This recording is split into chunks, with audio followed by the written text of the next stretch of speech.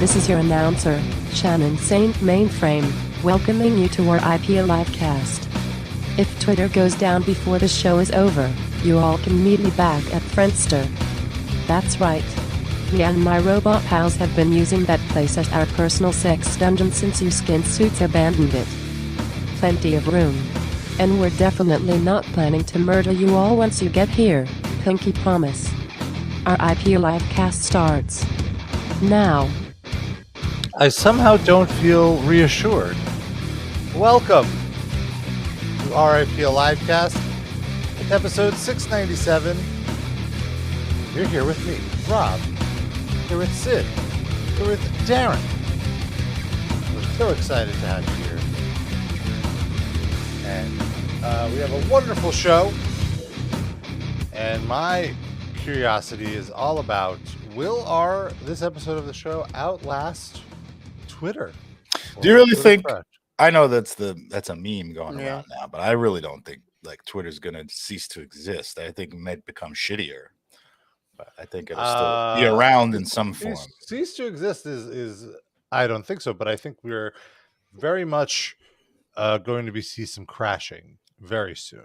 Crashing in what sense do you mean? The servers are going to crash. Literal computer crashing. I thought you meant like in a metaphorical sense. No. I mean in the sense that 1,700 employees left and a lot of their critical services teams have quit.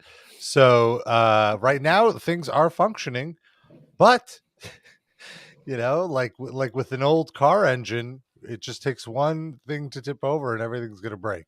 See, if you had told me this, and let's say this was maybe 2 years ago before Elon Musk was involved, and it's just someone told me a bunch of people are going to get fired from Twitter and chaos is going to happen, I would think it would be like relatively easy to just hire more people to take those seats, and maybe they wouldn't do as good of a job, but it would keep the lights on. You know what I mean? I do know what you mean, and I think there's a big misconception there. This is something that I feel a lot of people share this opinion. And before we get into this, let's backtrack a little. It's been 2 weeks since we talked about it. We didn't talk about it last week. We did. We last touched on it, I think. But I think when we last left it, it was right before they were going to launch the Twitter verified for public consumption. And we wondered if it would go well or if people would start creating fake accounts and all chaos would ensue. I would argue that second thing you said is the system going well. That's the most fun thing about it. Is that people that is what happened, and it was an amazing moment on Twitter. A bunch of stocks crashed because people created fake accounts in their name. Mm-hmm. Eli Lilly, a medical company, somebody created a fake account saying that insulin is free, and just because of that tweet and them having to post a tweet saying no sorry, it started creating all this awareness about how much they're overcharging for insulin, and their stock crashed. There was also, I believe, Lockheed Martin. Wait, the weapons you company. really think that the stock crashed because people realized they were charging too much? I think it was not that. Isn't that a reason for the stock to go up? Like, wow, they're making that much profit. I want to get in on that. It's negative PR. It created a negative publicity machine. And what happens is when there's negative publicity, the stock market is very sensitive. They just assume, this negative publicity means they're going to be losing business, which means the value of the company. Where are you going to go? How do they lose? They're not thinking right now. This is how dumb the stock market is. They're thinking, where will things be in 3 months? So they're predicting shit is going to go bad for them because of this one little tweet. And it's a self-fulfilling prophecy because so many people felt that way. They got out. They were like, we're done. We're not gonna keep our eggs in this basket. And the stock tanked. Now, again, this is all relative money. Like the stock could have, for all we know, recovered in 2 days and it's back to where it was. But let's check. That day would have been a great opportunity to buy low on that stock. That's exactly. If you want to take part in extorting people for insulin, that was your opening. You are thinking like a trader there, Sid. And yes, it did recover. But did it recover to the same level it was at? Completely? Yeah. So at the on Monday. Oh, wait, hold on. Let's see here. Okay, so I see. No, it did not yet recover fully. Yes. So it was. Its 1 month high is 368.72, and that was before, which was right before.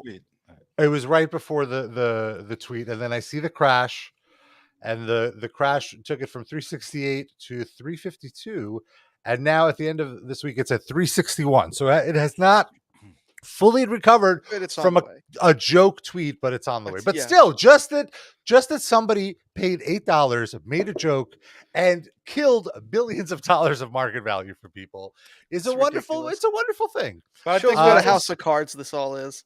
So it does show that about the stock market, but it shows something about Twitter too, which is that for all we're joking around about it, and this is a funny situation, but it is a very powerful thing. Like it does a good, it can do a good service or a shitty service, and it's just a tool, but it's a very powerful tool. And I think we should really be appreciative of Twitter, even though it can be a cesspool at times. Quick Man Cometh asks, I wonder if the person who impersonated Eli Lilly could be liable for damages. If you could find them. Yeah, exactly. Get their credit card information off the $8. But also, I think the account could argue that it was parody. That of course. In a court of law, yes. They could be banned from Twitter, though. Yes. So just to catch up, so that's all on the fun consumer side. On the business side, things it must have been hell working at Twitter, because Musk started just tweeting about, hey, sorry, Twitter is so slow on Android or something like that. It's because of this. And then engineers started responding to him on Twitter, explaining to him how wrong he was. Engineers that work for Twitter. Yes, his employee publicly called him out for it, in one example. And then somebody was like, shouldn't you be doing this in a private forum, to the employee? And the employee clapped back, well, shouldn't he be asking this in a private forum? Why is he asking it in a public forum? And then some other non-Twitter employee snitch tagged Elon Musk. So they tagged Elon Musk and they were like, how could you let someone talk to you like this, or something like that? And then Elon Musk responded to this random nobody, he's fired. Oh, for fuck's sake. And then he also started firing people who started clapping back at him in the private Twitter Slack. Slack is, of course, a communication tool that businesses use to chat with each other. And after that, he sent an email on this past Tuesday, that he expects everyone to work hardcore. Do you want more? And you have to be in the office. You have to work, expect long hours and be a part of a vision which he didn't define. Well, he doesn't know what it is. Basically, he's like, you just have to basically bend the knee to me. And at the end of this email that he sends, there was a form saying you have until tomorrow at 5 p.m. to respond.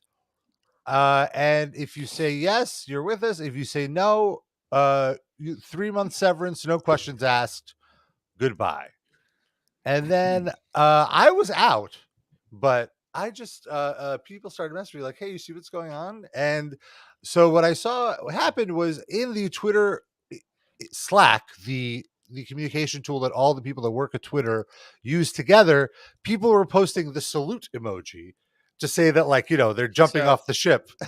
And hundreds and thousands of people posted this.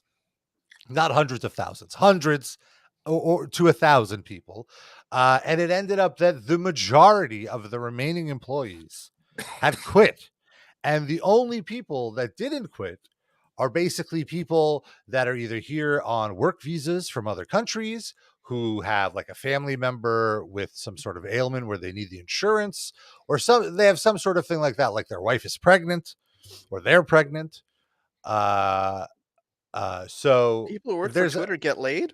There's apparently 200 employees left. Now, Darren, to your point, what was the question that you asked at the beginning of my rant? I sort of forgot it.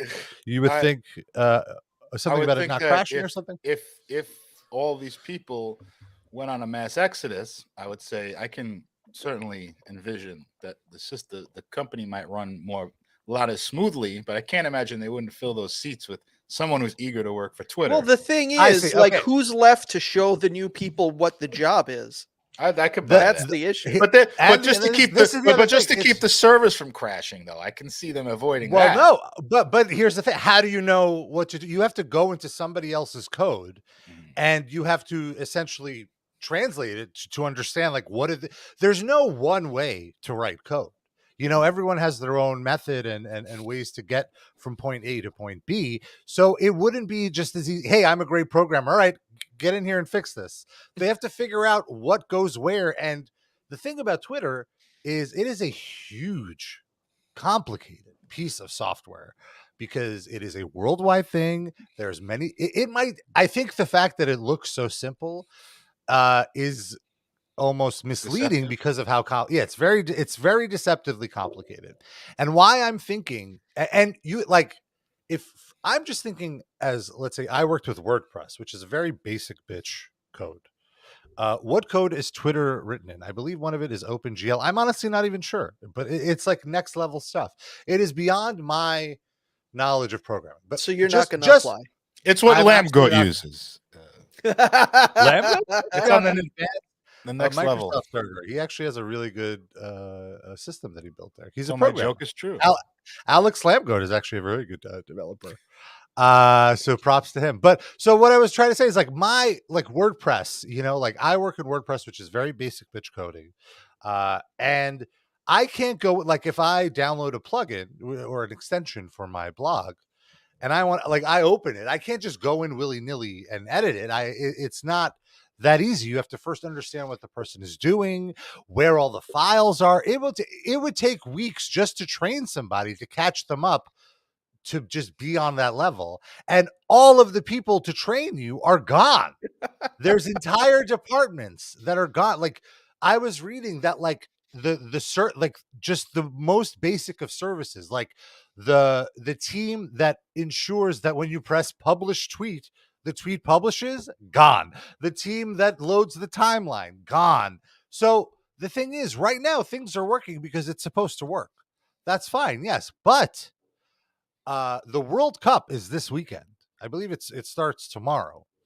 And every time there was a World Cup, I would always see there would be in engineering blogs and tech blogs, these Twitter developers talking about the unprecedented strain on their servers that the World Cup brings, because there's just so many people logged on at one time, trying to do the same things, trying to load these videos. It's a huge bottleneck. And they said it would continually be the most stressful period while working at Twitter, and every World Cup, the amount of traffic eclipses the previous World Cup. So they had it. Let me just finish this thought. They had this strain with 3,000 employees. Now they have 50 to 200 employees. I'm not quite sure what the full amount is. And it'll be a true test of if Elon's management style will work. But I cannot imagine. The site is already having bugs. Have you noticed how replies appear above the original tweet on some popular tweets? I'm already seeing it. I never look at replies, so that wouldn't impact my experience anyway. That seems counterintuitive to me, because it's like the World Cup. It's not like there'd be a lot of Twitter activity on scoring, because most of the games are nothing anyway. Yeah. So you seem like you'd have less. No, but people just tweet. People post videos. Also, there's been a pandemic since the last World Cup, so there's just less people in general to tweet. So it might not be. They're playing 2-on-2 now, I heard. Yeah, there's less people to play and less people to tweet about the play. I don't know, but the other countries actually handled COVID better, so maybe they have more people than we do. Our team is playing a 2-man team. Do we even have a team? Yeah. Are we in the World Cup? I don't know. Yeah. I don't follow this at all, but I believe so. I just qualify. I don't know if Team USA qualified. I just saw a TV ad or something that was like Charlie Brown kicking the football, like sort of literally. Yeah, they are. This is the year the U.S. might actually win the World Cup. Oh yeah, and they had it wasn't a news article. It was like a TV ad for the. Oh, US it was team. with John Hamm, right? Was it? Like I in don't some know. commercial? He's. I half paid attention to it. It's so annoying. I do have some breaking Twitter news here, though. Let me just cue. Oh, I see. Breaking news: Twitter isn't going to pay anyone for working hardcore hours, but the person that works the hardest will get a hardcore belt which is a wrestling belt with a Twitter bird logo on it, smashed up with a hammer. I would totally believe that. It sounds like right up the Elon Musk alley. Yeah, like I could have just paid you overtime, but instead I took that money and made this diamond encrusted belt to give to one of you. He paid $44 billion for it. And now it's worth $8 billion. He bought Sean Penn's Oscar that he was going to give to Zelensky. Oh, and now he's just going to give that to the coder of the week. He gets to hold Sean Penn's Oscar for a week. Isn't that crazy how you're in a war zone, like managing a war, and you can just go to the Grammys and do a little interview on the Grammys? That's so. Well, was he at the? Is he going to be at the Grammys, or is it like a? No, it's like a telelink. Yeah, he's on a video. He's got a FaceTime from the bunker. The bunker. Yes. Get interviewed by Drake or some shit. What is this now? This is the people that are left to Twitter here. Oh no! These are the remaining. Oh my That's God. all of them. That's the whole. That's basically all. That because they had a mandatory in-office meeting or something. This is just 40 Elon Musks. Oh, he found that technology. SpaceX can clone himself, but they don't come out looking like Elon Musk. That's well, I think like you could change the nationality, but it's still the same. It's like a It's like creator wrestler. It's like a slider bar. Is that Vince Gilligan holding the camera like right up front? What is this is what he's doing after Better Call Saul. It does seem like the people in the photo, the majority of them seem to be minorities, which kind of plays into the idea that these are people on visas who don't want to lose their visas. Or did Elon just look at the room full of bros and say, all right, minority people up front, so this picture looks more diverse? Well, that's true too. Well, who's in the back there? Yeah. How many women do we see? I see one woman, two women. Oh no, two women. Three, I see a dude that looks like Kevin Smith in the back right. Oh, this might be a woman right here. Four. Right, Kevin Smith. What if Vince Gilligan's next show is like a Nathan Fielder thing where he does it like a real life documentary drama about the inside of Twitter? Oh my God. Wasn't that just Silicon Valley? I guess, yeah, kind of. But the people don't know they're in a show in this one. Yeah. But I mean, I'm hoping that it stays working and he just same. I don't want Twitter to go away. It completely goes away. Well, he said he's at some point this week he was being deposed. There's some sort I thought he said deported back to South Africa. I'd also be okay with that. Here we go. Quickman comments. On top of all the traffic, there's all the storage of all that data that gets uploaded, the archiving of that data, and eventually having to add more servers to handle it. They likely have server farms all over the world they need to monitor and maintain. Him cutting loose so many people is pretty foolish. That's exactly it. There's all of this there's all of these things that go into server maintenance that are completely above our heads because we're not high-end server engineers or anything like that, and all those people are gone. They have no human resources department in Twitter now, so basically all of us, we can put that we worked at Twitter for 7 years and they have no one to reach out to make sure that's true or not. There's no human resources department, there's no communications department. Just put a check next to it. I read that the entire accounting department quit, which then puts into question who is going to pay these people severances. Who's going to process all of this? Nobody. Like all of these departments are just like, you know what, Elon, we're out. And honestly, I do not blame any. If I am working at Twitter, I see what has been going on these last 3 weeks, where I'm being treated like a piece of meat, being forced to work long hours on these brain dead ideas. Pizza's here. Who's got company? It's his phone. I don't know. Let's see who's here. But no, it's my doorbell. Oh, you have a camera outside? You have a Ring? What do you got there? I have a Moofy. It's not a Ring. The Ring has a monthly subscription. The Moofy is free. Open source. It's just it's a one-time. I don't think it's open. I believe Amazon still owns it, or like some whatever. But so who was it? It's an Amazon delivery. Oh, what'd you order? It wasn't for me. We have one doorbell for the entire That's fucked up. Rob just bought Twitter for $3 billion. I wish. It was just delivered. So what I was saying was he was deposed and he said that he doesn't plan to be the CEO of Twitter. He wants to hire somebody to be the CEO. Oh, and what I was saying is, as an engineer, if I was told, hey, you can either like pledge your loyalty to me and come with me into this complete unknown where I just make absurd requests and you have to drop everything and do them, or I just pay you for 3 months so you can have 3 months to find a job. Which do you take? Well, if you think you're one of the few people that are going to do that, then sure. But if you're going to be now competing with 3,000 other coworkers for those new jobs, and you can't apply at Twitter because you just fucking left there, so you got to go somewhere else, then it might be tricky finding new work. Right? I don't think it's that tricky. I think there's plenty of work for engineers and coders in it. But you do bring up a good point. It is a tough job market. A lot of other, like Facebook just laid off a few thousand employees. There's a lot of people like in that field looking for work right now. It's a lot of competition. I don't know. I just can't get over that picture of Elon Musk standing with like every different minority possible.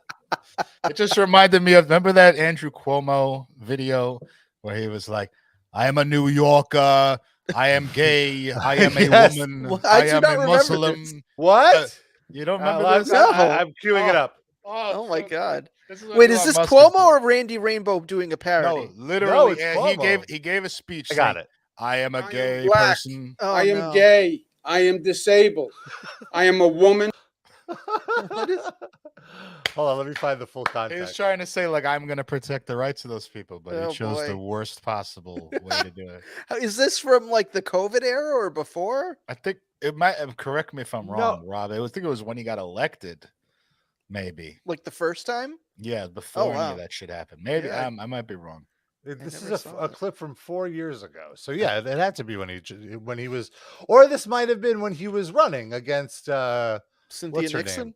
Yes, I think it was after he was already the governor. Oh, it is. Okay, here's a little more context. I am a Muslim. Oh no! As a New Yorker, I am Jewish. As a New Yorker, I am black. I am gay. I am disabled. I want to be clear. This is another show playing the clip, so that there's laughing or whatever. And it says desperate plea for votes. So I guess Sid was right. He was not elected yet. Or this might have been like one of his re-elections. He had a few terms, right? Oh, two. Well, this is 4 years ago. This video is from 4 years ago. So so this is probably like the re-election. Yeah. So we're both right then. Yeah. I am a woman seeking to control her health and her choices, because as a New Yorker, we are one community. I love how he asked. Wouldn't it be? Sorry for the Wouldn't it be a woman seeking to control my choices if he's the woman? Yeah, think about it. Can you play Whoever wrote that script didn't do the best job. Play that last part. Hold on. As a New Yorker, you got it. You hear it? Nope. Yes. Yeah. I am a Muslim. As a New Yorker, I am Jewish. As a New Yorker, I am black. I am gay. I am disabled. I am a woman. I am gay. Seeking to control her health and her choices, because as a New Yorker, we are one community. What if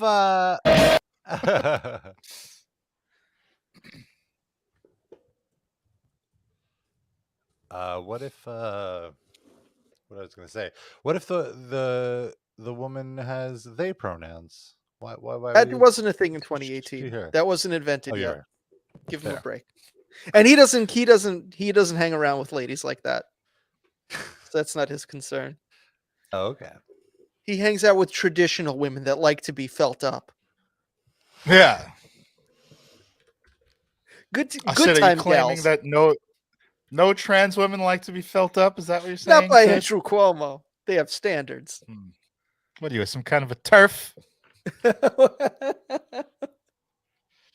I think trans people would like to be excluded from getting felt up by Andrew Cuomo. So in that count, then turf is okay. It's the one way. Well, I think most cis women would like to be excluded from that too. Oh, speaking of turf, I gotta share a very quick side anecdote that because turf came up, and you guys tell me if what I did was right or not.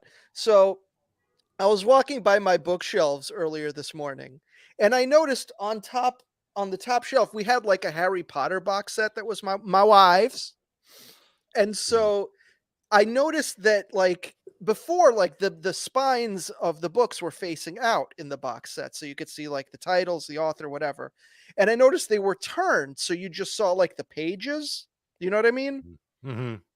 And I turned to my wife and I'm like, "Did you like flip all the Harry Potter books for some reason?"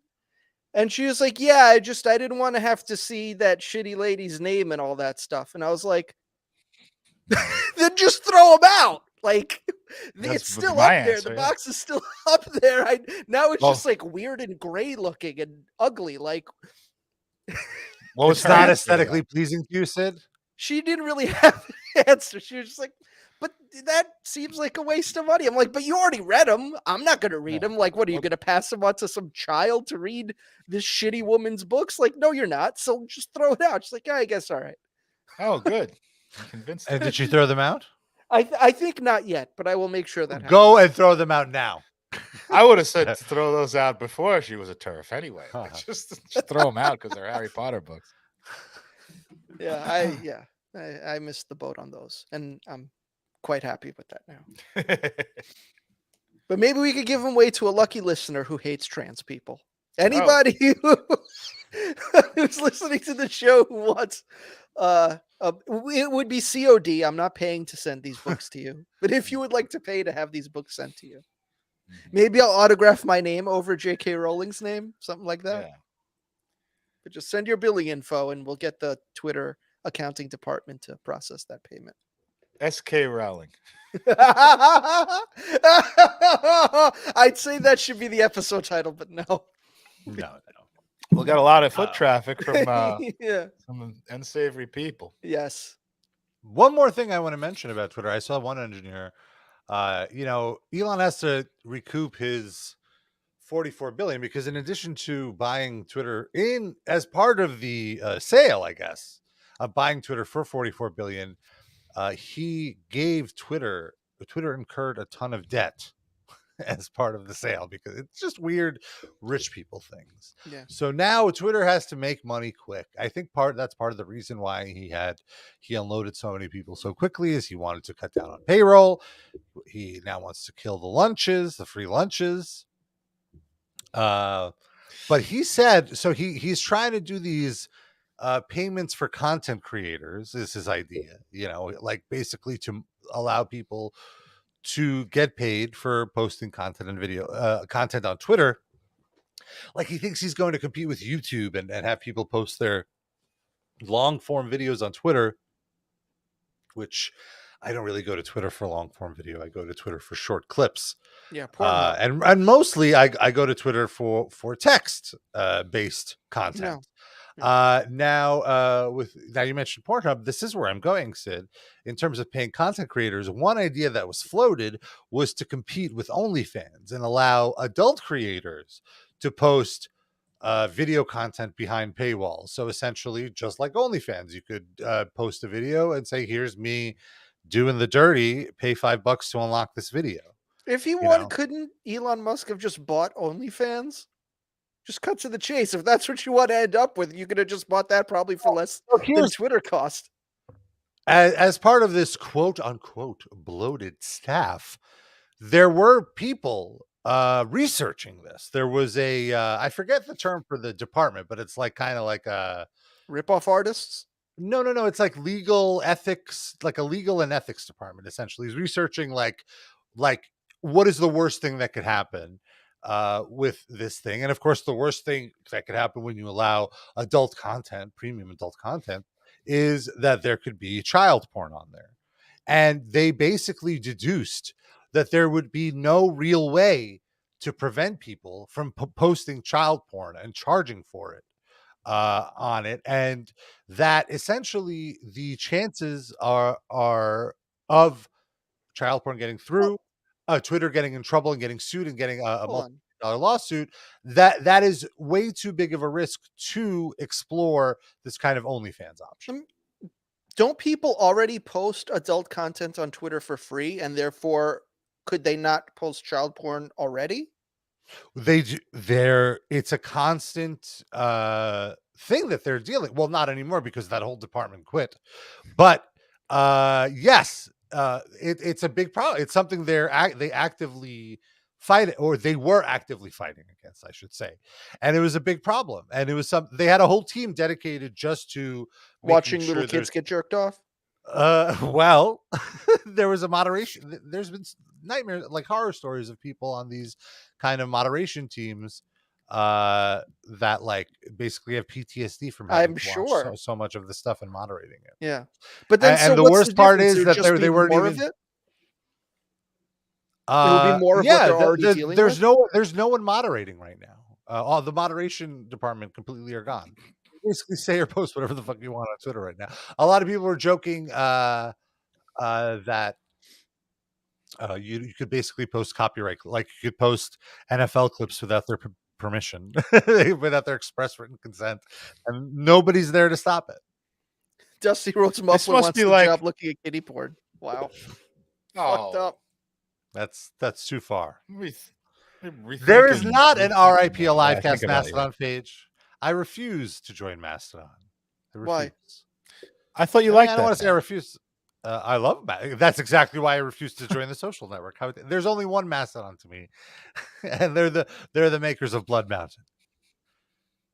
Oh. Is that their website, the social media app? Can you imagine, like, what you already have to be clearly a psycho to be looking at that type of material, but imagine the next level of being a pedo, and you just don't even care that you just posted on a social media platform. Like, I don't know, it just seems like so brazen. Like, I feel like in my mind, like, pedos are like wary of everything, and they have their little plots of how they go and pursue children, or you know what I mean, or I don't know how, like, I'm just saying, like, I feel like you would be scared of getting caught, but to just put it on Twitter, like, that seems so crazy. And well, also a lot of sex workers are really concerned because Twitter is the only. They don't want kids taking their jobs. Well, Twitter, come on. Twitter's the only social network that allows adult content. You can't do it on Tumblr, can't do it on Facebook. And a lot of these models have essentially built entire careers off promoting on Twitter. And this is why we need a wall. We need to keep these Mexican children away from our sex worker jobs. They're not sending the best children, folks. The flat ones, the underdeveloped ones. Not even in puberty. Nowhere near central casting. Little chode boys. Jonathan Taylor Thomas. Trying to sneak it back into America across the border. Fucking JTT. We know what you're up to. I tell you, I work with Macaulay Culkin in Home Alone too. He was fantastic. Great kid. But he starts doing porn, I'm out of here. Leaving the country. Wouldn't being a Twitter content moderator be the perfect job for a pedophile? Yeah, I guess. But then you have to remove it. But you get to look at it first. Watch it, yeah. In like a legally condoned way. It's like those ads where they try to lure in like neckbeards you can be a game tester for $55 an hour. Do what you love. It really is that, yeah. I wonder if there have been pedophiles kicked out of moderation teams after being outed as such. Or pedophiles who join moderation teams that are then kicked out of their pedophile clubs for being narcs. Mm-hmm. Mm-hmm. Yeah, true. It goes both ways, Rob. What if they just take the job to like be to gum up the work so that they're there to be a moderator, but they don't moderate anything? It's possible, yeah. We shouldn't be giving them ideas. Like, someone might like volunteer for Twitter now. Well, I just want to say, if there's any known pedophiles listening, just turn us off, because you're certainly not turning us on. Wow. How do you know? How do you know? Maybe one of them is really attractive, Rob. Hold on. No, I'm sorry. If you're a pedophile, that's an immediate no for me. You could be turned on by a pedophile as long as they're of age and they're not showing you their porn. But like if a pedophile was jerking off in front of you, you might be into it, Rob. Don't deny it. If I knew they were a pedophile, no. No. What about Kevin Spacey? You don't find him attractive? No, not at all. Even before I knew he was a pedophile. Let's see. Who said allegedly come up with someone who a sexy pedophile for Rob? Yeah, someone who is accused or has been caught being a pedophile who would be attractive. The principal from Ferris Bueller? No, never into that guy. Roger Clemens. He's an athlete. Not my type. Not my type. Pete Townsend.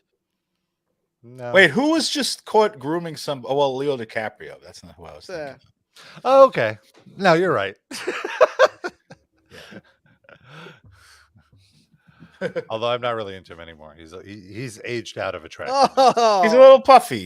Yeah. He's good looking now. Leo. Now he's too old for someone else. Yeah. Still got a boyish face, I would say. He probably looks like he's 30s. attractive, but not. He's still a handsome man, but if you didn't know what he looked like before because of his movie career, you might think he was an attractive man. But you know that he looks worse than before. Yeah. Dusty Rhodes Muffler says Terry Garvin. See, Terry Garvin was a pedophile. No, I think you're thinking of the. It's not Terry Garvin. Oh yeah, it is Terry Garvin. Yeah, is that right? I wasn't aware of this. Yeah, he was the guy that hired the Ring Boys for WWE, or somewhere I forget. Yeah, but no relation to Ronnie Garvin though. The ones that Mel Phillips was molesting. Yeah, like him, Terry Garvin and Mel Phillips were like similar. Who's Mel Phillips? He was a ring announcer. He was like the second tier Howard Finkel for the B shows that they used in the 80s, and turned out he was molesting ring boys. Oh my God. Yeah. So Garvin was openly homosexual, and in the 90s, Garvin was accused of sexually harassing an underage ring boy who was fired from his job after refusing Garvin's advances. He later reached a settlement with WWF. Garvin, as well as Pat Patterson and ring announcer Mel Phillips, resigned after the incident. Owner Vince McMahon was interviewed on Larry King Live regarding the incident. And during the broadcast, retired wrestler Barry Orton called in and accused Garvin of sexually assaulting him in 1978 when he was 19. Barry Orton is Randy Orton's uncle, by the way. Yes. Orton also accuses Garvin of harming his wrestling career after the sexual advances were declined. Orton spent most of his life as a jobber, despite being part of a famous wrestling family. Barry Ho, remember? Okay. So Garvin, so him and so what I remember also about this is that like they knew, and it was only until someone was about to expose them that they fired him. Vince McMahon talking to Larry King in like 1995 or whatever is like Vince McMahon looking into a future mirror. That's very scary. You're on the air. Talking to Vince McMahon about pedo molestation. He's just staring at Larry King thinking, I wonder how this guy would look jacked up on steroids. let's work on that. The Quick Man Cometh said, if you're a pedo, give us a call at 123 Wide Nut. That'd be more narrow nut. Yeah, I was going to say, most of them probably don't have wide nuts. Well, the pedos might. The children wouldn't. You would think. Rob, call that number. No. Imagine there's like a parallel universe live cast where they just talk about fucking child porn all day long. I mean, ironically enough, 1, 2, 3 is also the age range for pedos. Oh, okay. That's after 4, they're too old, you say? Yeah. Oh, okay. You don't want that peach fuzz. That already sort of kills peach fuzz at 4. I don't know. Is that when? I don't know. I don't know anything about this. Rob, when do you notice peach fuzz growing in on your friends? Moving on, I want to talk. Darren, you had a story you wanted to share. Oh, yeah. I don't know if this is the best segue I wanted for it, but sure.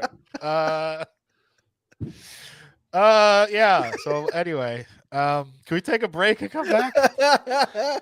I go to I take college classes, so I have a film class, and we had this woman in who was a costume designer for like 50 years. So like talking about like since the 60s, early 70s.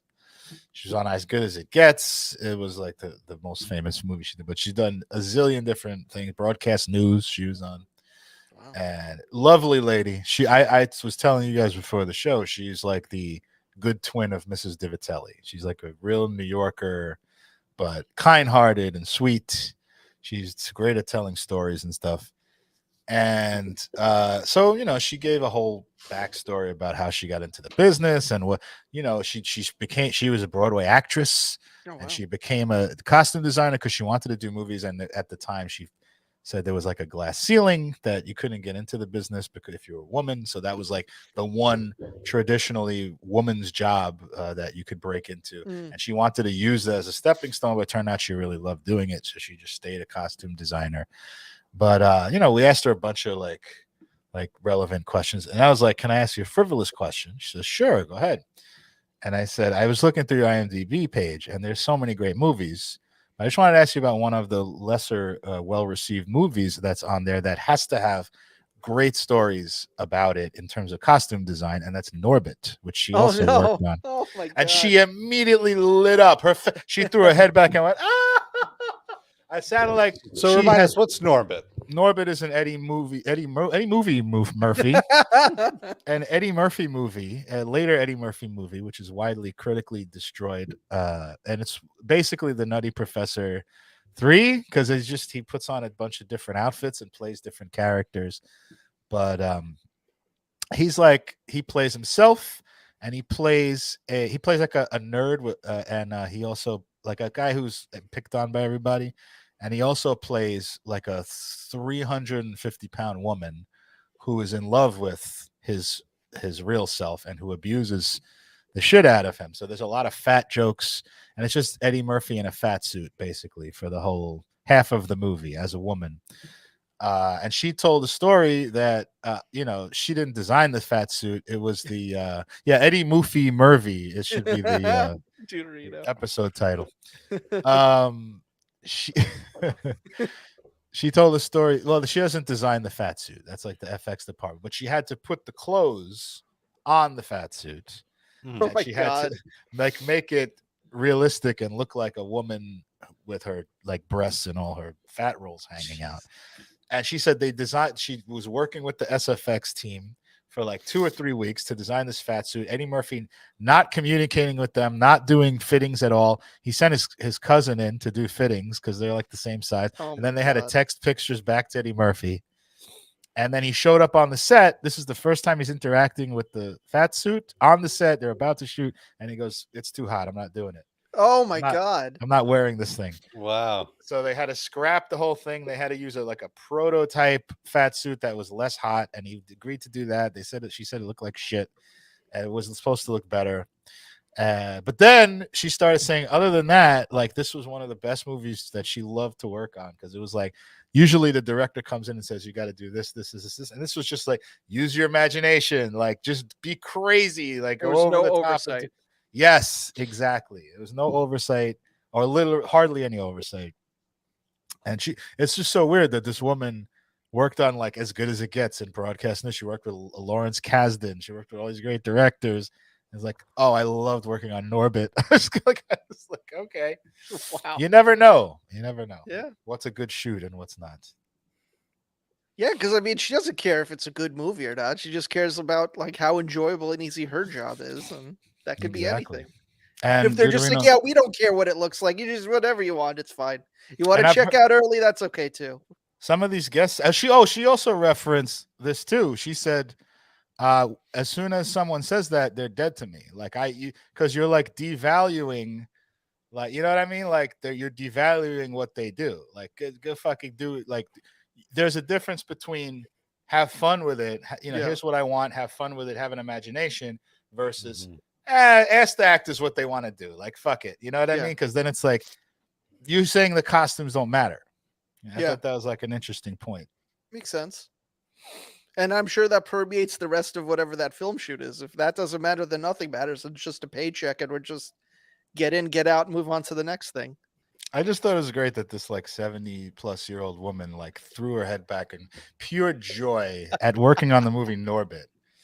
It just made me appreciate the movie more. Like I honestly think Norbit's kind of dumb fun. You know, it's not. I've never seen it. It's not a horrible movie. It's just like it knows that it's dumb, and it's like I was like, but now I kind of want to watch it again and just like study the fat suit.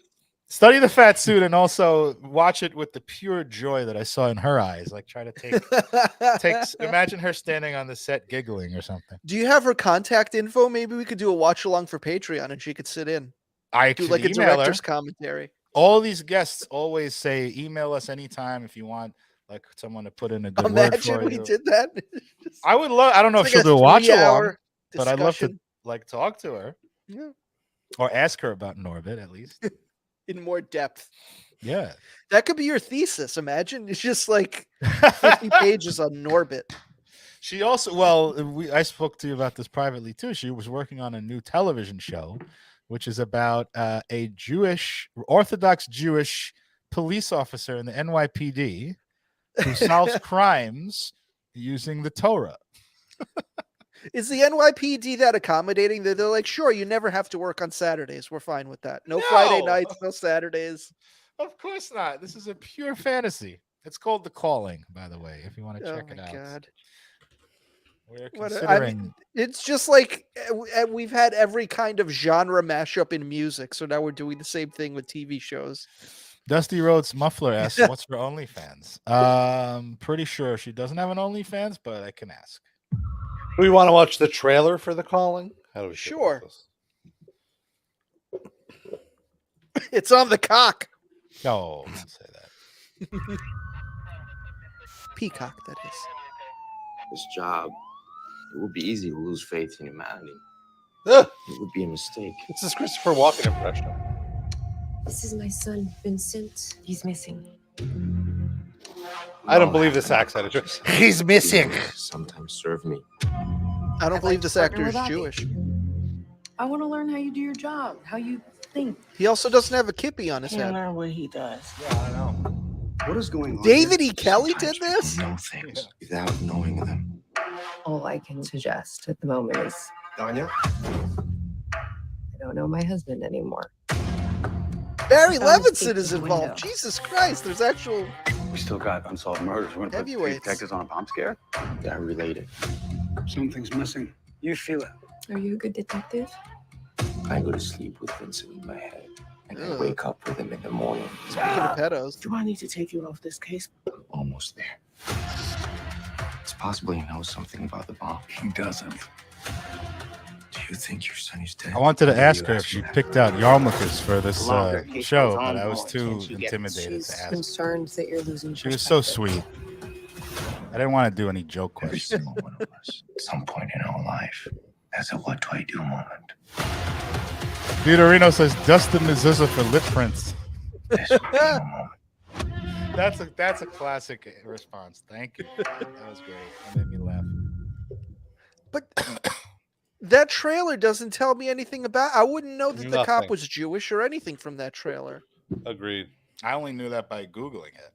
Yeah. I'm very confused. Well, they don't. I mean, it's CBS, probably like 75%. No, it's Peacock. Oh, is it Peacock? NBC, right?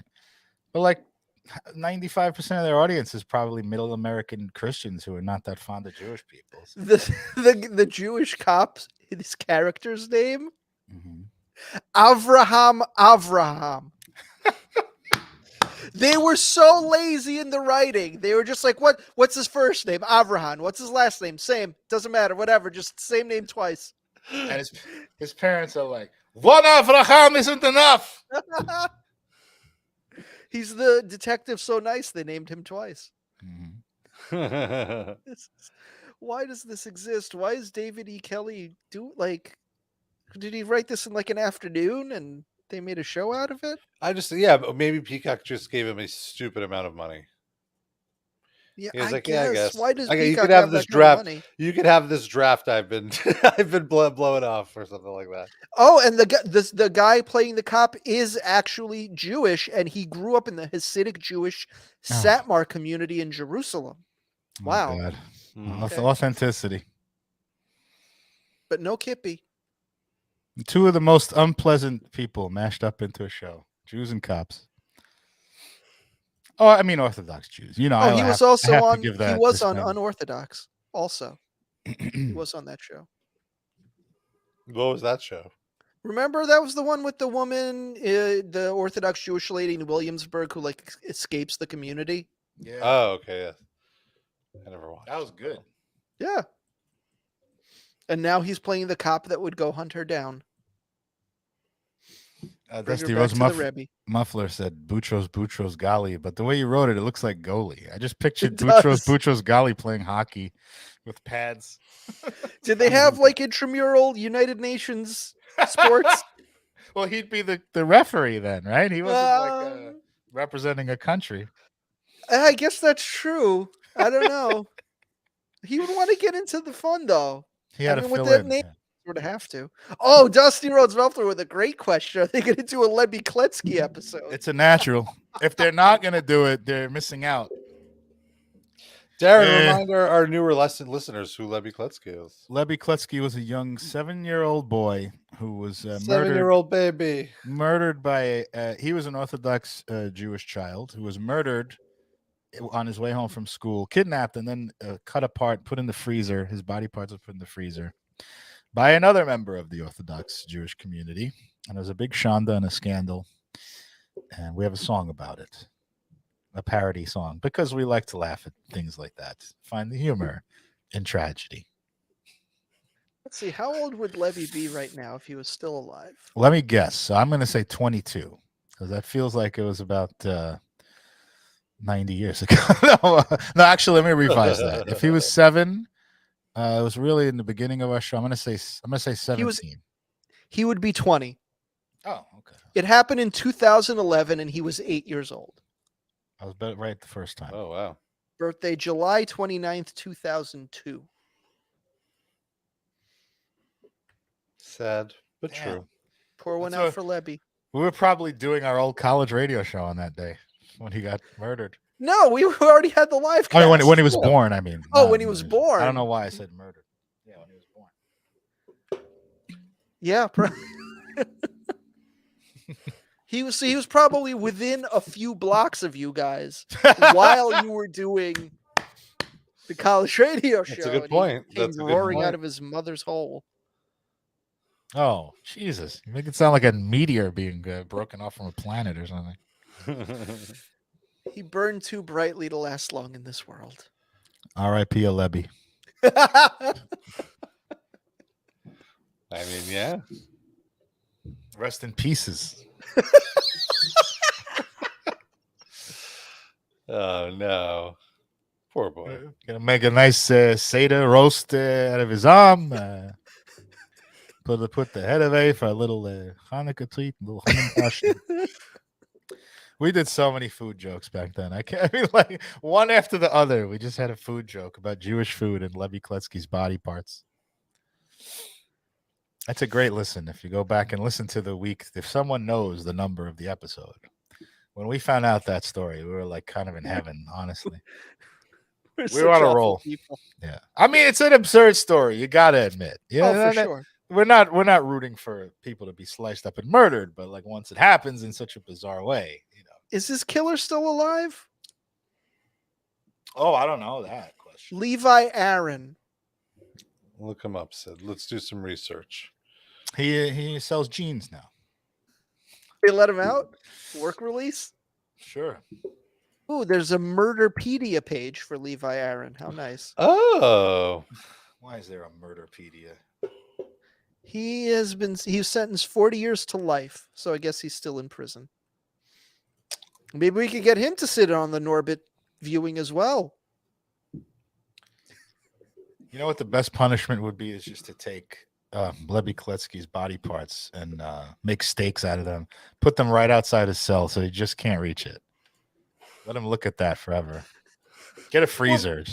Did he eat any parts of Lebby, or did he just cut them up so he could hide them? Well, I don't think he got to eat them, but I think he I was thought he was planning to eat them. Yeah. Well, dry aged steaks are like very expensive. So this is like 11 years of aging. You can't freeze them though. That's so tacky. You can't freeze good meat like that. It just ruins the flavor. Yeah, the tenderness is just gone. Well, there's not much meat on the bone anyway. You got to get a Lebby Kletsky humidor or something like that. Oh my god, that sounds like a good hardcore band name. Put him in a smoker, like a smoke cabinet. Lebby Kletsky smoker. We have fun here, don't we, folks? He sadly never got to be old enough to smoke. You never know. Maybe maybe Levi gave him a cigarette before he did the deed. Yeah, like they do when they like put you before the firing squad. You get a smoke on your way You're gonna out. die anyway. What's the harm? Have one cigarette. Dead Meshuggah walking. For your last meal, would you like a little you? Oh my god.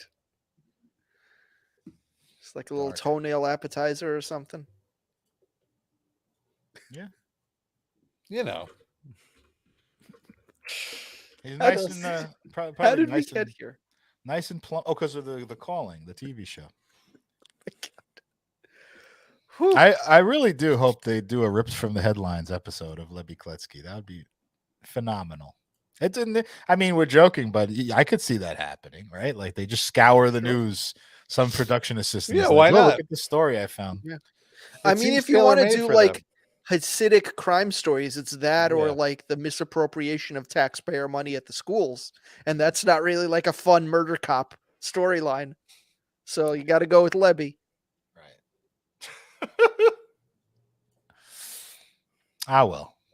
Yeah. R.I.P. Lebby once again. What we could do that would be an amazing Patreon episode is if we do like a Tad Steaks field trip to like the abduction location and like the murder house. Oh, that's all like we try the steaks a few blocks. Like that's so funny, Sid. Rob objected to it on moral grounds, and Sid thought you meant that it's too far to go to. Oh no! I'm saying it's so easy, like it's right here. Wait a minute, maybe Rob did mean that. Is that what you meant, Rob? No. I meant the moral grounds. You got it. What if we got some J2 pizza and ate it outside the murder house? Oh well, that changes things. What if there's still some little pieces of Lebby somewhere? Oh my god! Put them on the J2 pizza. Leberoni. Yes. Kletschovies. Oh my god! Worse on pizza, pineapple or Lebby Kletsky? Poll. That's tough. That's a tough one. I have to taste the Lebby. Yeah, the thing is, let me throw this at you. Like your instant reaction might be Lebby Kletsky, but think about this. You might taste Lebby Kletsky and it just tastes like meat. You're definitely going to know pineapples on your pizza. It's true. Yeah. I'm not as apprehensive about I've yet to try pineapple on my pizza. I thought you were going to say about trying Lebby Kletsky on my pizza. No, I went to this newer pizza place in Williamsburg called Lindustry, and I highly recommend it. Very, very good new spin on classic New York pizza. And they have the traditional slices. They do their pies. They put burrata cheese on the pies. It's like a softer ricotta. And that was really good. But so one of their special slices of the day was a slice with banana peppers and like sea salt honey. And I was blown away how like it was sweet and salty at the same time. I know, Sid, you don't like sweet and savory. Might not be for you. But it made me think, maybe a pineapple on a pizza could work. Like I could see how the sweetness can add to the flavor, but I'd have to try it. My issue with pineapple on pizza is not that it's sweet; it's that it's acidic. I don't like the citrus on my pizza. I just don't like pineapple. I don't like pineapple off pizza, really. I like pineapple very much. Yeah, I love pineapple. I don't need it with cheese. Yeah. I never had pineapples. Like mozzarella would make this even better. I don't put pineapple in the like disgusting food bin. Like it's just a neutral thing that I don't crave or like that much. It's fair. But it doesn't help the pizza. I would say that. Yeah, no. It's also, but at the same time, I will qualify that and say I don't find it offensive to put pineapple on pizza. Like if other people want to eat it, I don't go like, "What are you doing? Get the fuck out of here! It's not pizza." Like I don't really. Yeah, it doesn't bother me, but I would not. I don't enjoy it. Live your life. Do what you need. There are other incidents of food that I would say that for. Like what? The joke is like ketchup on hot dog, but I play that up for a joke, so that's not really even true either. I just think it's a funny trope, you know. Mm-hmm. But the Chicago pizza is the one, like deep dish. That one actually bothers me. That's not. I mean, we are playing it up for laughs too, but it does actually bother me. But we're lucky enough that there's not many situations in New York where we're going to be out eating and somebody's going to be able to order a deep dish. Yeah, everyone's ashamed to serve it in this city, rightfully in so. Our safe pizza bubble. Mm-hmm. Rob, I'm trying to think. I had a few different pizzas yesterday. I went on a bit of a pizza tour. Why? Shot a little video with AEW star Brody King, who's also the singer of this band God's Hate. And so we went to John's of Bleecker, which was a very good slice of pizza. Have you guys eaten at John's? I don't know. Don't think so. Oh, really? You guys should have. It's like one of those cliche, like famous New York spots. It was. I actually was very impressed with it because what I liked about John's was it was like a middle ground between the traditional like street slice that you would get and like a fancy brick oven pie you would get at like a fancier upscale Italian restaurant. It was like somewhere in the middle of both. So I thought that was a very nice. It was great because we went to 4 different great pizza places and the slices were great in their own ways. We actually talked to one of the proprietors of Lindustry and we asked him his favorite slice and he was like, my favorite slice is the slice that's 2 blocks away. We didn't have this thing where, you know, what's the best pizza? Pizza is great and there's many different ways to make it. Everyone has their own spin. I thought it was like the right way to kind of look at it, you know. So he's basically saying don't come to my pizza place unless you live on the block. I mean, they've got plenty of business where it's, you know, it's fine. That place is doing very, very well. If we do want to plug pizza places, I went to a good one. Before I even say that, I want to say this is sort of the joy of living in New York. Like part of the fun for me is trying the new ones. Like even if it looks like a hole in the wall, you may go in. Those are some of the best ones sometimes. It may be great. So I like that roulette wheel, although sometimes you can be disappointed.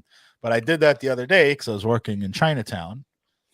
And I went to this place. It was like a little outside of Chinatown. It was traditional Italian pizza, and it's called Famous Calabria. Wow, like seriously, top tier pizza. And that was like I wouldn't say it was a hole in the wall, but it wasn't like an upscale pizza place. It was nicely decorated and clean, but very small and just a regular pizza joint. Like it wasn't trying to do anything fancy.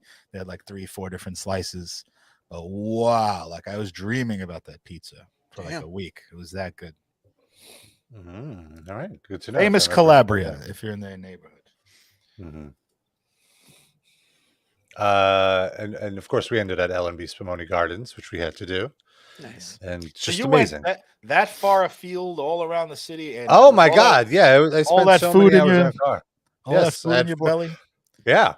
And What was this for? Where's this video going to appear? It's going to be on Knotfest. Oh. Yeah. Maybe on the Squared Circle. I don't know. It was originally supposed to be like a wrestling video, but then he was going to wrestle you? Yeah. No. I mean, like a more wrestling centric video, but then garlic knots on a pole match. Yeah.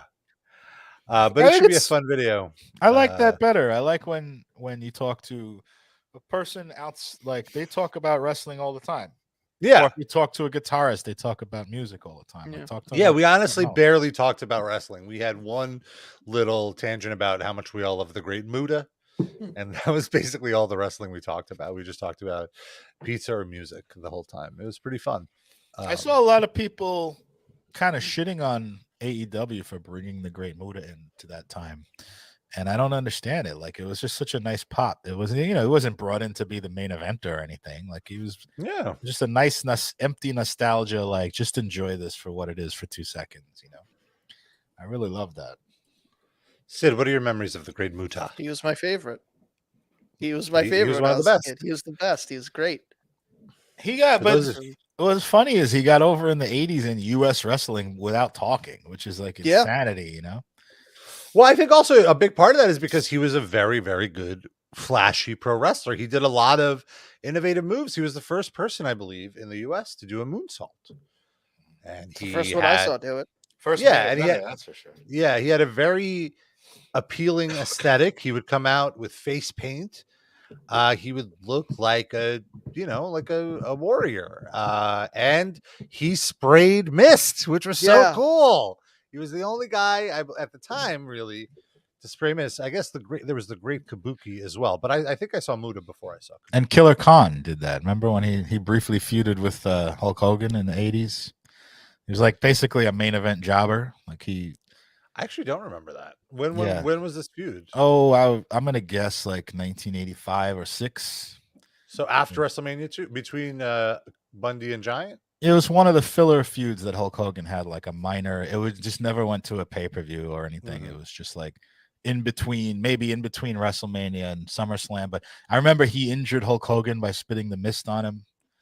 And they had this, and he was managed by Mr. Fuji, and he had this whole feud, and then Hulk Hogan beat him, and then it was over. It was like remember when Hulk Hogan feuded with Kamala? It was like the same. Oh, okay, so it's like basically for Saturday Night's main event or something. Right. It was like filler feud. Got it. It. Never in any danger of losing. Do you have Killer Khan's image up there? Let's see. WWF. Oh, I do remember him now because no, this is somebody else. Max would not like Killer Khan. This is gimmick because he was Mongolian. Yeah, he was a real stereotype. He's basically Great O'Khan is doing his gimmick right now. There he is. In New Japan. But Great O'Khan is a much better wrestler. There was a WCW wrestler that played like a samurai as well, I remember. I'm trying to remember his name. Who? WCW samurai? Yeah, like Vampiro? It was very racist. Vampiro. Let me see. I put fake Japanese wrestler, and it gave me the fake thing. Oh, I thought you were gonna say Akeem. Did he do that too? Just impersonate every race of people. I don't think he impersonated a Japanese person, but maybe. I'll find it. I feel like we've talked about it before. I don't remember a fake Japanese guy in WCW. It might have been after my time. Potentially. Are you thinking of Taka Michinoku? No. You're just going to say every Japanese wrestler? I haven't looked at his papers. I don't know where he's from. Yeah, who was his partner? He had a partner that was even shittier. Sho Funaki. Yes, that's it. Sho Funaki. Yeah. Who looked like the singer from Journey a little bit to me. You know what I remember about Funaki? Well, it's not really about him, but remember that commercial where there's a bunch of kids on the bus, and then one kid is saying, anyone who tells you to do drugs, that's dumb, man. They're not dumb, but it's a stupid reason to do anything. Remember that commercial? Yeah. The kid who he's talking to looks just like Sho Funaki. That's the Sho Funaki's claim to fame for me. Then he looked like someone else a little bit. That's a rough claim to fame to have. No. He wasn't a good wrestler. Well, the other thing I could choose is that he did a racist gimmick where he pretended to be speaking dubbed lines. Remember that? Oh God, I remember that. Oh my God, that's right. Indeed, and he would move his mouth like he's speaking Chinese, not Japanese, in a kung fu movie. And then they would play "Indeed" over it. That's right. And it was hilarious at the time. Yeah. I mean, a lot of things were hilarious until you realized you were being a shitty person later. Yeah. Well, Vince McMahon was the shitty person. Right. But he was manipulating us. That was hyperbole. I didn't really think I was a shitty person, but you grow up and you get to be more sensitive about stuff, especially as a straight white guy. Like this is all a learning process. I'm open to the learning process. That's why Andrew Cuomo, since he was a gay black woman, I am gay. I am black. I am a woman. So he even knew that the Funaki thing was bad then. Yeah, I am disabled. Just too bad we couldn't get I am a non-molester in there. That would have been. I do not grope titties. If that was in there, that would have been great.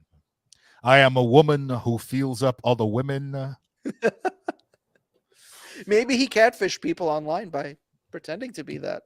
You don't know. I do not murder old people in nursing homes. The old ladies are easier to feel up if they're not breathing. If they're near death.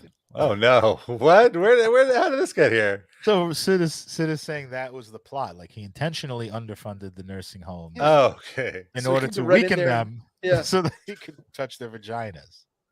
Oh, well, that makes sense. Wait, no, that doesn't. Plan there. It's not just open misogyny, Rob. There was a plan there. It was just not like casual misogyny. Open misogyny is his password instead of open sesame. To get into his sex clubs. I don't understand. The door to this sex club is not working. Open the misogyny. Open. Once Epstein died, all the passwords were changed. Change it back to 1, 2, 3, 4, please. 1, 2, 3, 4, wide nut. Oh, back on that again. I am a non-pedophile. I am a woman. I am a black person. I am Vampiro.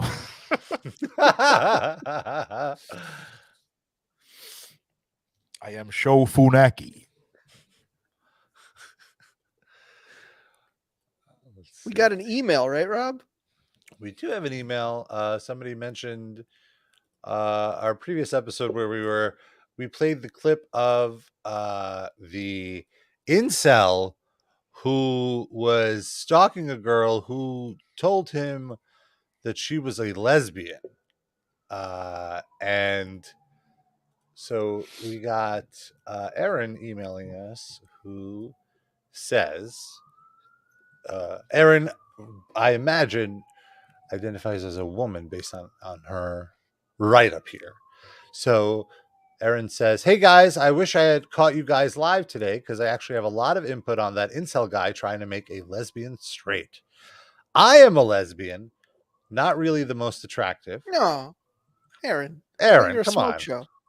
Like, relax. I'm a lesbian, not really the most attractive, but my wife is. Well, Aaron, I think you're really insulting your wife here because you're saying your wife could be attracted to a not attractive woman. Clearly, well, Aaron's clearly got a great personality at the very least. Yeah. She likes good podcasts. Exactly. But my wife is attractive, and I can't tell you how many times there has been some weird guy following her home, or how many of her so-called friends try to get with her or turn her straight. I personally have been told I am just a phase, even though we're married. Men really got to get their shit together. Love you guys. Long-time listener, first-time emailer. We love you, Aaron. Thank you for emailing us and giving us this input. And I have endless amounts of sympathy for you and your wife having to deal with these dumb, misogynistic people to think that they could just turn you or your wife straight. It's something occasionally my mom will ask me, like, so have you ever thought about marrying a girl? I was just about to ask you if this happens in reverse, or not your mother, but like, you know, women thinking they're really attracted to a man, he happens to be gay, and I remember this was a plot on an episode of The Real World once, actually, where a girl was really into this gay guy, and she kept, and like they had chemistry, and she was like, "Oh, I'm gonna, what's it called? I'm gonna make him straight." And then she said that like they made out and he just couldn't get it up. But, like, turns out, oh, he is actually gay. You know, it was a Seinfeld episode too, back in the day. That's right. I find that, I mean, it's just indicative of the world we live in. It's not just women; men go suffer this too. But a lot of people in general, they have their self-esteem tied up in their sex appeal. Mm-hmm. And when they're rejected for one reason or another, maybe even if it's just the person is in a relationship, like I'm not interested in going outside my relationship, they get very hurt because it's like a house of cards. Like their whole self-esteem is based on, how much of they can attract the opposite sex. So when a guy says, "Look, I'm gay. I'm sorry, nothing against you. I'm just gay," I can see that like really hurting their feelings. And I think maybe the same thing's happening with the assholes who are approaching Aaron's wife. Maybe they're just so fragile that when a woman rejects them, they can't see it as she has individual agency or whatever. She's in a happy relationship. She is rejecting them because they're not attractive. And then they lash out and say something stupid. Yeah, because the nerve to tell the wife of a lesbian woman that she's just a phase. Like, yeah. Wild. I'd have to think that happens at like a bar. Yeah. Like when everybody's shit-faced. I can't imagine that was like in any other setting.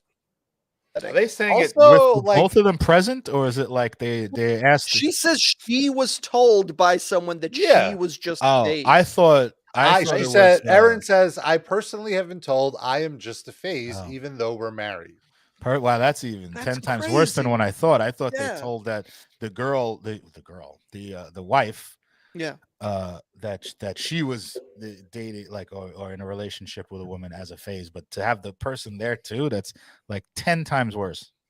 So in my mind, they must have been at a bar and a guy went and approached the wife, and the wife said, "Actually, I'm gay. This is my wife." And he drunkenly probably must have looked over and like, that's just a phase, and went back to like hitting on her. Because I can't even comprehend a different context. I prefer to think that Aaron rolled up with like really cool music playing. It's like, I got this. Aaron, share the ways people have rudely told you you're just a phase with it. Follow and up. send some pictures so we could say how you actually are attractive and how your wife actually isn't that great. Yeah, we don't have to. We won't show them on screen, but we'll just judge. Yeah. Maybe your wife is the phase. RIPAlivecast@gmail.com is Rob. Sorry. Email address. If you want to send us your feedback, you could send it as an email. You could send it as a voice memo. Just email us there. Rob, maybe you being gay is a phase. Once you see Aaron, you may be just stricken with lust, true lust. It's true. It's true. It's very true. Rob, do you get approached by straight women? I've certainly gotten flirted with in recent years. But or like if I get the vibe that a girl is like trying to flirt with me, I will quickly sneak in like, "Oh yeah, my boyfriend and I went and did this thing." Just to kind of make it clear. Now, quick semi Chuck Klosterman question. You've just gone for a swim at Brighton Beach. You're refreshed, you're relaxed. It's Saturday morning. We finished the podcast. You've gone for a swim. It's about 3 p.m. You have nothing to do. A beautiful woman says, why don't we go have sex? Fully understand that you're gay. Would you do that as a recreational activity? Now, what would have sex mean? What does that mean? Intercourse, cuddling, nuzzling. A little teasing. The full penetration. Full penetration to completion. I don't think I could do it. Like I could see maybe, like what a selfish man. I could see like if she gives me head, I could probably. It's not selfish. That's your preference. Like I could probably finish. I could see myself if I'm attracted to this woman, making out, and I don't mind playing with some boobs. What about doing her from behind and you just imagine it's a dude? I could try that, but I don't. She has a butt. Like she has. I get what you're saying. But it's not just the butt that Rob's attracted to. Like that's just the part the man has. What if she's like ethnically Greek or Italian? So there's like some hair on her lower back. Oh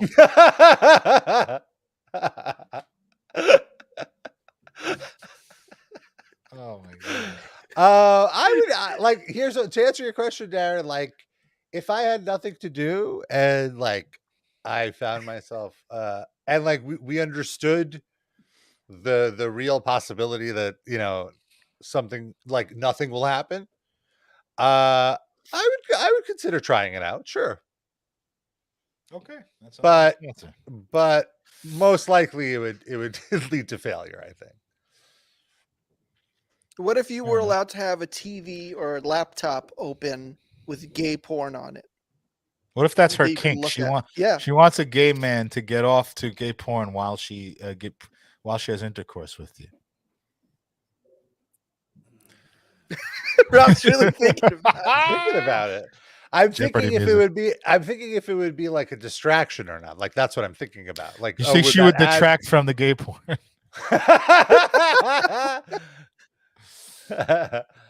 I'm not sure that's really that necessary. I guess it gets me going. It can get me going probably, but then it's really up to her performance from that point. What if you knew that her husband was in the closet whacking off watching you guys? I would be more into having sex with the husband with her in the closet. But that's not the scenario we're painting. Well, that's no fun. I gotta say, I'm just so happy that you came out, because this is stuff that I wanted to ask since like 2018 or something on the show. You just have like notebooks full of questions. Dusty Rose Muffler wants to know what kind of gay porn would play during this. It depends what I'm into at the moment. Say Uncle. Say Uncle is like the MMA / porn variant that is a gay porn where like they fight and then one man gets to top the other. No, what is it? Say Uncle is like the gay version of MILF porn. Oh, what was I talking about? What's that called? You're talking about Naked Ultimate Combat. Surrender or whatever. Ultimate Surrender is the straight version. That's the straight version. Oh, okay. Yeah. Oh no! Ultimate Surrender is the women fighting each other, and then they eat each other out at the end, I think. Okay. Right? Yeah. So that's Naked Combat, but it's not the straight version. It's two women. I guess it's for straight men to consume mostly. There's no man versus woman combat though. It's either man. It's like, I mean, that wouldn't be fair. Yeah, there is. Oh, there is fighting. Yes. Oh, wow. I mean, they're like grappling. Yeah. But and then like a ball pops out or something, or a pussy is in the face. Darren, I muted you because the sirens were a little loud. So it's like a story that they're fighting, that they're not really having a contest. Well, it's not like a dojo or whatever. Or like it's like a scene at a dojo, like a fictional. Right. Yeah. We're talking about Naked Combat. I do want to point that they truly were one of the victims of the pandemic because they have not produced a new fight. The real victims, not the 1.2 million people that died. They are the real victims. Yes.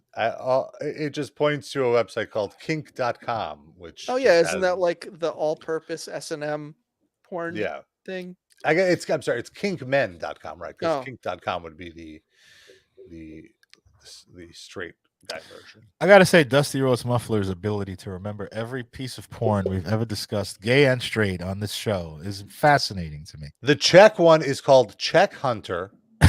What? It is a pun.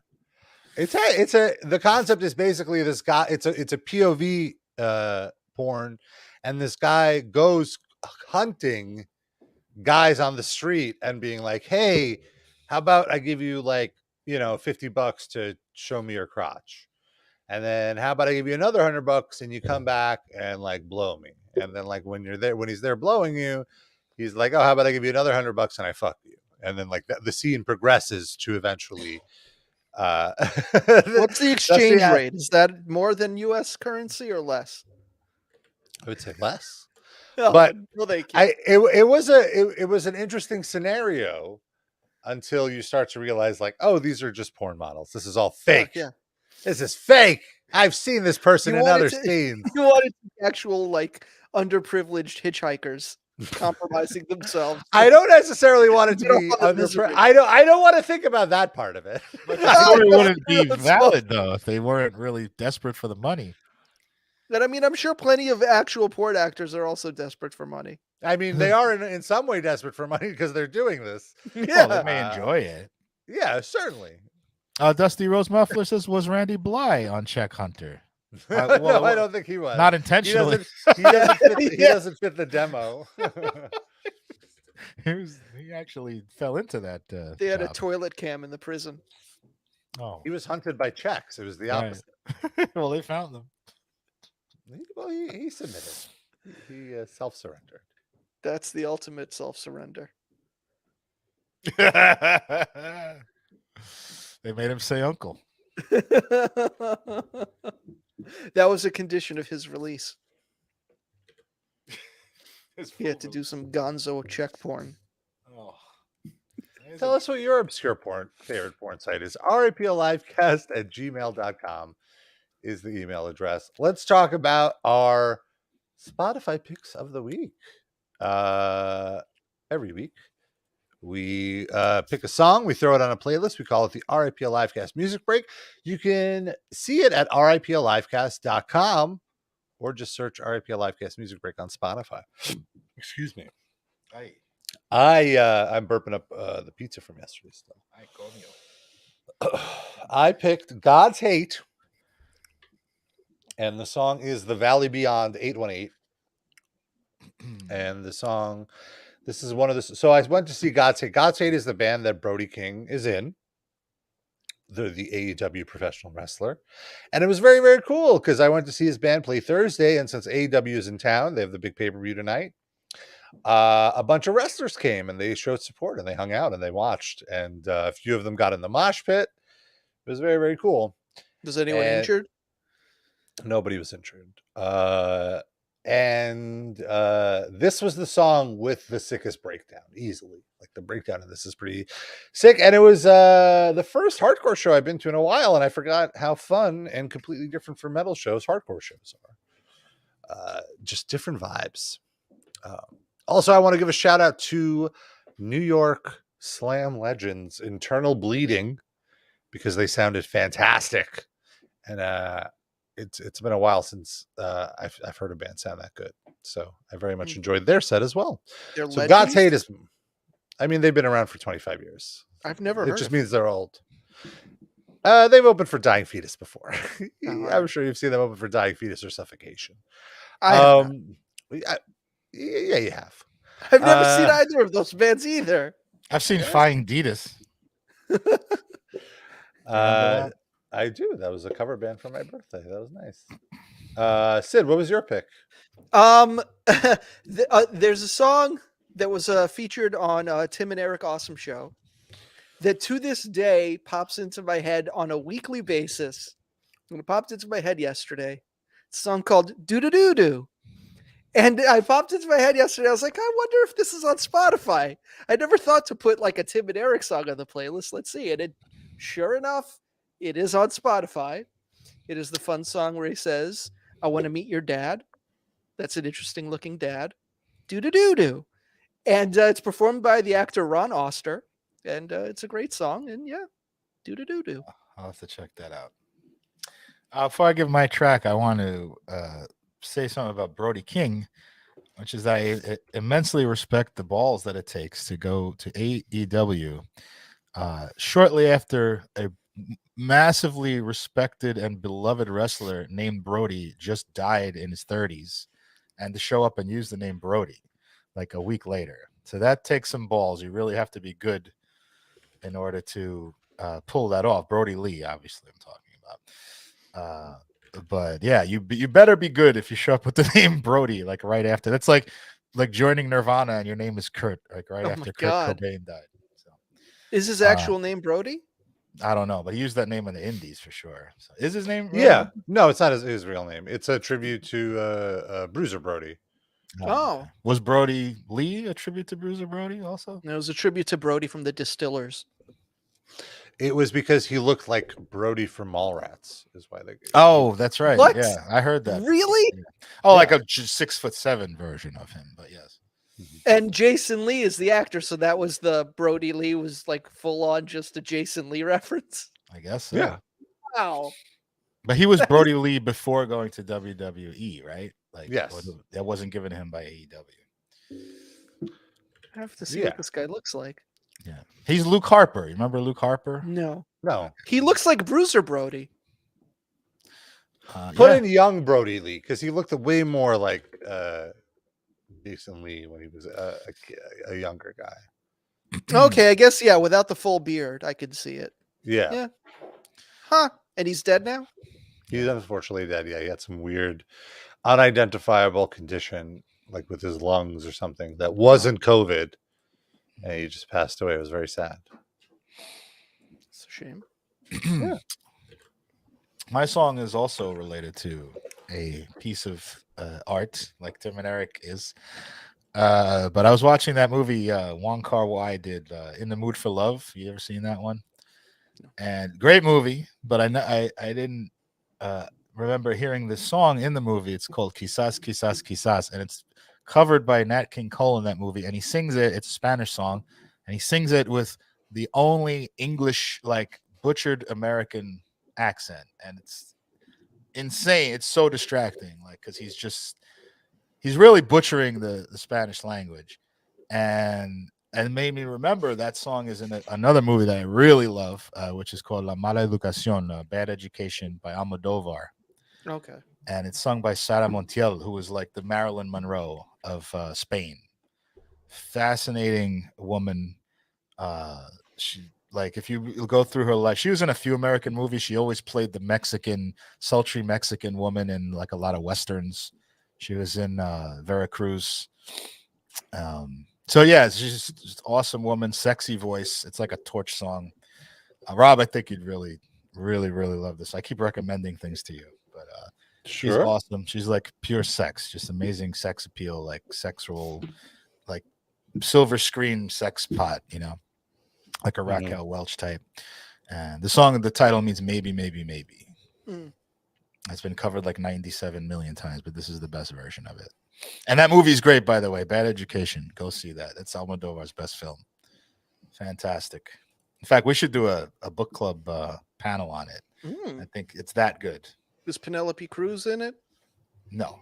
It's like it's a movie inside of a movie inside of a movie inside of a movie. There's like 4 levels to it. It's just insane. It's literally someone writing a movie, starts telling the script of the movie, and then you see the movie start in the movie. So sort of like animation? Yes. Yeah. There's some elements to it about that, but it's just nested different stories that all start happening inside of each other. It's really fantastic. That's cool. All right. And of course, if you want something else to watch, hit up our Patreon. Patreon.com/RIPL Livecast. We have tons of extra content. In fact, we have about 2 episodes a month of extra content that we provide for you, including this month. We just posted both episodes. We did a 1-hour roundtable discussion on the new Weird Al movie, Weird, that we all very much liked. And we kind of talked about our love for Weird Al, what we liked about the movie, and just it was a very, very fun conversation. And then what do we do at the top of the month? Do we do a watch along of some sort, or I don't even. Oh, we did hypotheticals. Yeah. We did another hypotheticals where we answer hypothetical questions, and there's a ton of great content in the archives of our Patreon. We have about 6 or 7 episodes of the Livecast Hall of Fame where we nominate just segments and characters and video clips that are legendary Livecast lore, and kind of revisit them and explain the history of it. And it's really fun if you're a newer listener to kind of understand some of the classic stuff. We have we have a hour plus long roast of Mike Francesa. That's so funny. That was just what I was about to say. And we have watch alongs. It's kind of like a Mystery Science 3000 kind of episodes where we do tons of great stuff. Like, for example, we did the Decline of Western Civilization, parts 1 and 2. Part 1 and 2, and then we did one of Money Train with Edge Money Plane. Money Train was good. Yes. Yeah. Money Plane was the one that we did, and there's a ton of watch alongs. We did the Kiss movie that was very bad. We did the Lemmy documentary, Kurt and Courtney, a very, very bad documentary where a British documentarian tries to prove that Courtney Love killed Kurt with no evidence. No evidence. You will go into that movie wanting to believe Courtney did it, and his evidence will convince you otherwise. Yeah. That's so I was very disappointed. You wanted him to have not shot himself? I assumed it was Courtney all along. Then I saw that movie. I was like, maybe not. If this is the best evidence he could come up with, maybe she actually didn't do it. Maybe Courtney funded him knowing he was incompetent. It was an inside joke. God damn it. Wow, she's smart. Greatest trick Courtney Love ever pulled was convincing me she didn't exist. Convincing Nick Broomfield to make a documentary. Wow, you remembered his name. Oh my God. It's burned into my brain. Jesus. It's like if you're ever looking at a documentary to watch and you see his name, you just know to skip it. I can't get enough Nick Broomfield. We should do Biggie and Tupac also. Oh yeah, I think I watched. I may have watched that like on Fuse or something one day. Because that actually is a juicy story with a lot of levels of conspiracy, and I would like to see how he fucks that up. Yeah, maybe we will. So that's on our Patreon, patreon.com/RPLivecast, $5 a month. If you want to throw us 5 more bones a month, we will crown you a top Livecast fan of the week. That gets you a shout out at the end of the show, which is right now. How are we doing this, folks? You are a Czech pornographer trying to proposition each of these people to be in your POV porn. Okay. Eric, what's up? Want to make some money? Benjamin, you ever been with another guy before? Dan R, are you interested in showing me your crotch for $20 Czech dollars? Do they say crotch in this? Not like dick or something? It's just... I don't know. I would like to see your groin, please. Crotch is the Czech word for bunghole. Sam, I am. I give you €20. Come back to my hotel. Mindy Mayer Skipper will be on the floor when I am done with you. Jander, for this next shot, I want to frame it. Stand right next to the edge of this stage right here. Stand there and bend over. Chasseur Sassusets. How are you? You have a nice bum. Rabba Ganusha K. Justin. How much will it take? 20, 30, 40? Kettle Decaf. Do you think I'm attractive? Rabba Vampiro. I would like to bite you for €20, please. Hugo likes tacos, not in this pornography. Linda Dinks, I have a dank penis for your mouth for €50. Oh my God. LaCroix, you will be drinking something, but it will not be seltzer when I am done with you. Corey and Scotty H, you seem like 2 wonderful people who I will not make a joke about because you are underage. Doug Pigman, that's what the last guy called me. Douglas, who are you, Levison? You're going to have to pay me to take you back to my hotel room. Oh, no. Hey, guys, it's Josh for $100. Take off your pants. I don't know. This was a weird one. This was a weird one. Yeah. This was the R.I.P., by the way, stands for Rob Ingested Pizza. Oh, it's true. That's our show, folks. We'll be back next week with a post-Thanksgiving hangover.